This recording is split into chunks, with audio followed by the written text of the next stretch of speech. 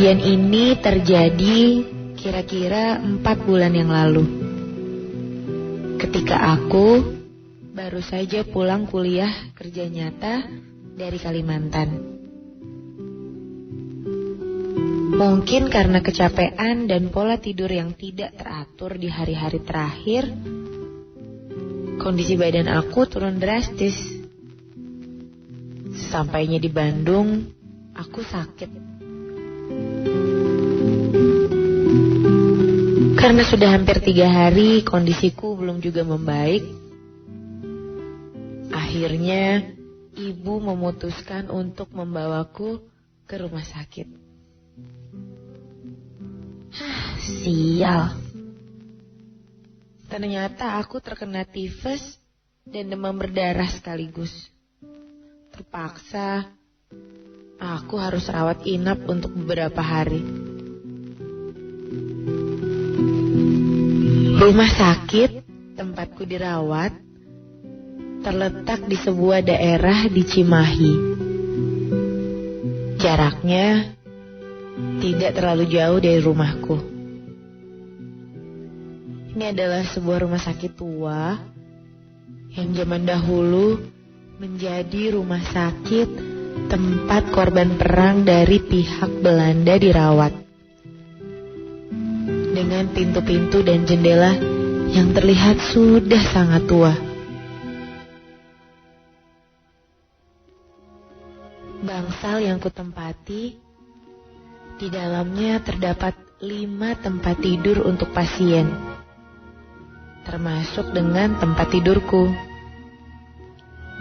Dan hanya aku satu-satunya pasien di sana.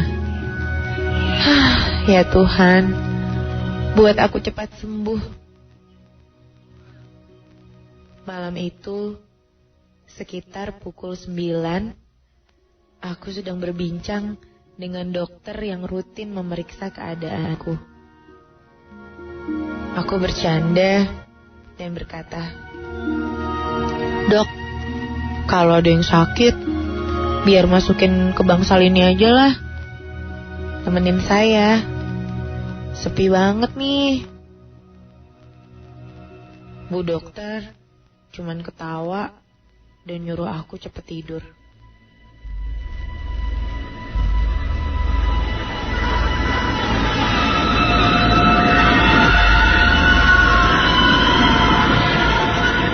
Tiba-tiba aku terbangun dari tidurku yang nyenyak. Dan aku mendengar suara dari tempat tidur sebelahku. Suara anak kecil. Seingatku tadi, sebelum aku tertidur, tempat tidur di sebelahku masih kosong.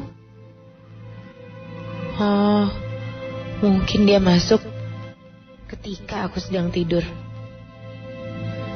Ya, baguslah. Aku gak sendirian. Jadi gak ngerasa terlalu sepi.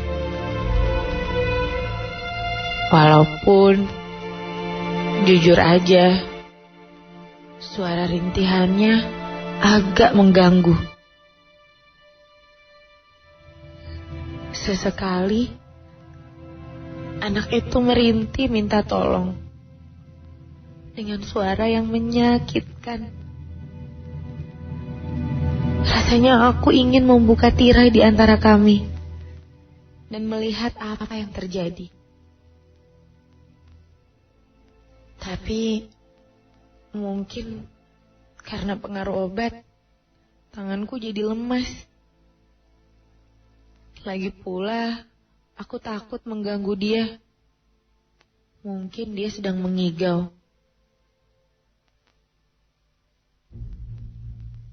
Aku mencoba untuk tidur kembali dan tidak memperdulikan anak kecil itu.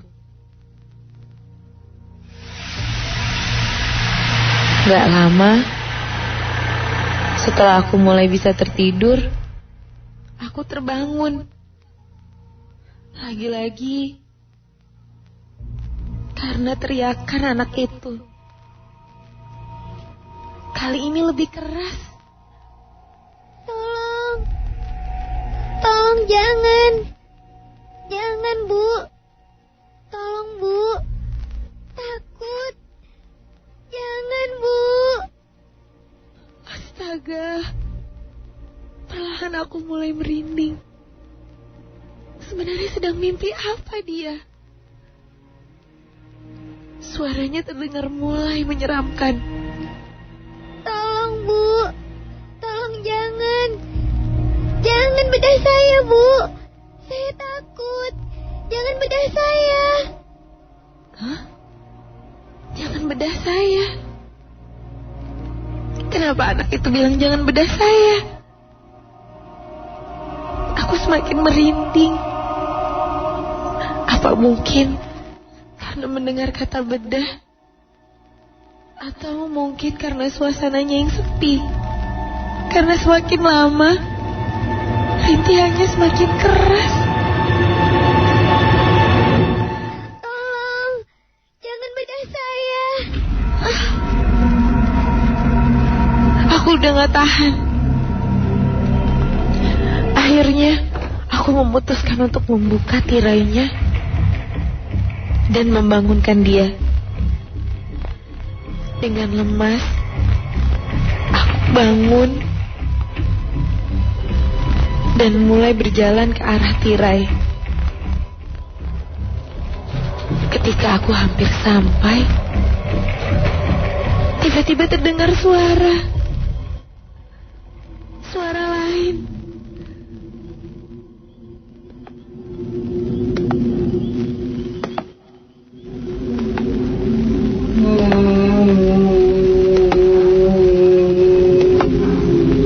Bukan suara anak itu. Suara wanita. Suara wanita setengah baya. Hah, bukan. Suara nenek-nenek. Berat, serak, dan tua. Aku berhenti melangkah. Aku tidak jadi membuka tirainya. Jujur saja, suara nenek tadi terdengar sangat menyeramkan.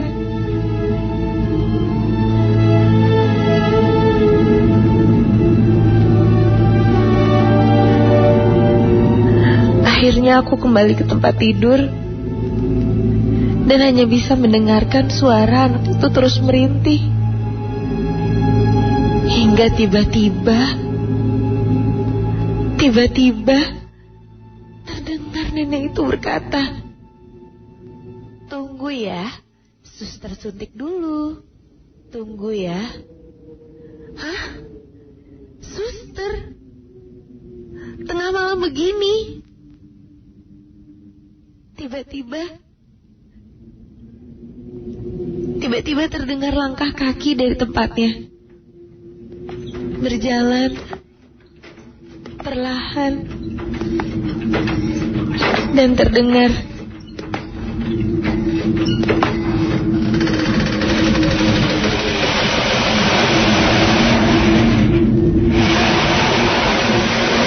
aku melihat sosok wanita berambut putih dan ikal. Oh, ternyata memang seorang suster yang sudah tua. Tapi kok aneh ya? Dia memakai baju suster yang aneh, seperti dari zaman dulu. Kumal dan modelnya terlihat kuno. Begitupun dengan topi susternya. Aku tidak bisa melihat wajahnya karena dia berjalan dengan posisi membelakangiku. Dia terus berjalan perlahan menuju ke meja obat di seberang tempat tidurku.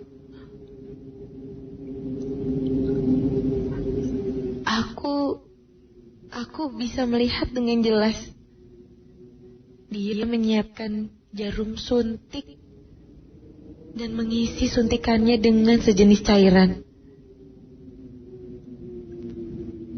Sementara anak kecil di sebelahku terus merintih. Aku penasaran. Aku ingin memastikan siapa suster itu.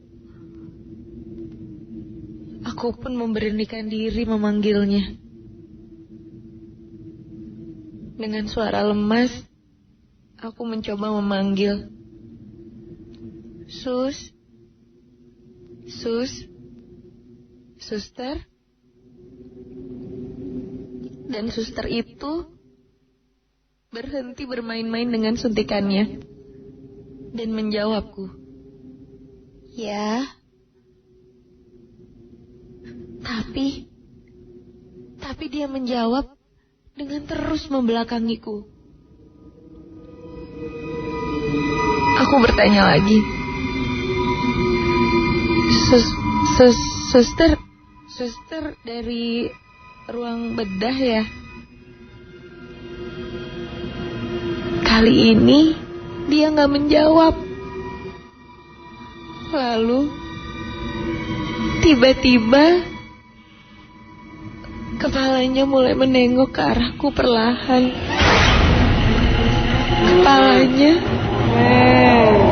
Kepalanya berputar.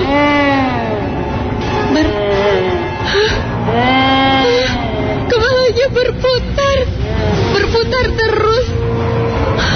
Kepalanya berputar 180 derajat. Ya Tuhan, badannya masih menghadap meja obat. Sementara kepalanya ke arah sebaliknya. Kepalanya mengarah ke arahku. Dia wajahnya sangat tua. Wajahnya penuh kerutan.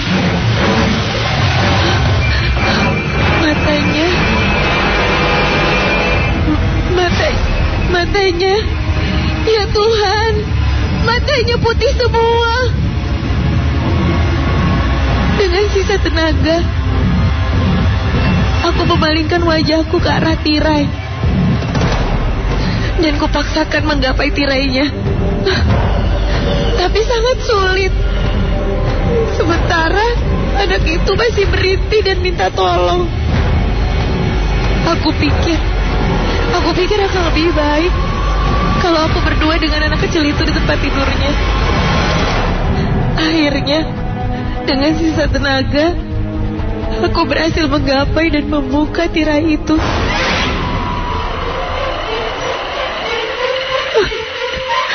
Ya Tuhan, ternyata di kasur sebelahku hanya tergeletak sebuah kepala tanpa badan.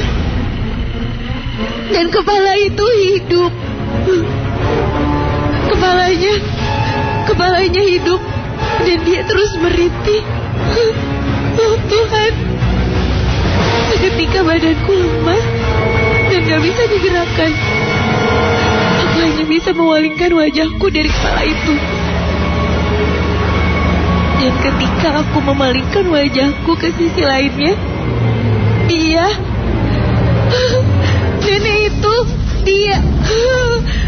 nenek itu sudah ada tepat di sebelahku. Dia mulai mengarahkan suntikannya padaku. Kemudian dia bilang, "Jangan takut sayang, gak akan sakit." Dan seketika ya Tuhan, aku bisa merasakan jarumnya menembus kulitku.